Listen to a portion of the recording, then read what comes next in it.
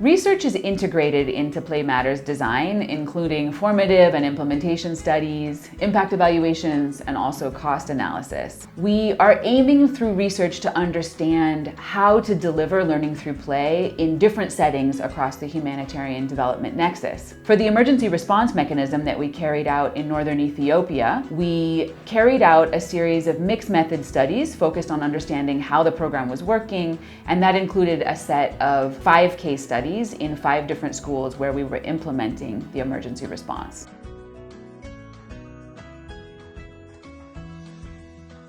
First, our research demonstrates learning through play is important for enhancing children's holistic learning and well-being in emergency settings. In particular, LTP can mitigate the negative effects of exposure to trauma for crisis-affected children. We are also seeing promising signs in our data that LTP can support holistic learning for children affected by crisis and improved well-being for teachers. Our research shows that learning through play method requires and enables safe physical and psychosocial environment. This may require considerable physical pairs to school and classroom address issues. In addition, LTP facilitates a safe psychosocial environment that strengthens the relation between adult children. Child leads to children that appear happier and report increased well-being and are also more engaged in classroom activities. Again, a teacher told us now when we started using LTP, it has strengthened the relationship with our children. Finally, we learned that learning through play is strengthened by focusing on teaching aids and learning manipulatives. The use of teaching learning materials requires creativity on the part of the facilitator to conceptualize and prepare the proper aids, most often utilizing locally available and recyclable materials, and this is feasible even in emergency settings.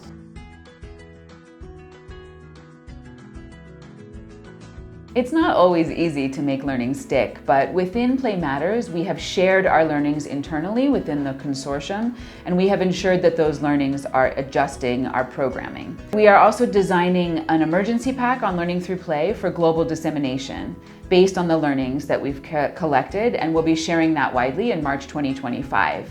We really hope that more and more actors will use our materials and learn from them so that we can improve interventions globally and make them more and more effective. And finally, because the evidence base on learning through play is globally very thin, there is not a lot of evidence, we're disseminating what we're learning as widely as possible to ensure that as many people in the world that are interested in this can learn about it and apply them in their programs. This includes evidence dissemination with government, with other implementers, and also with critical coordination mechanisms such as the National Education Cluster in Ethiopia.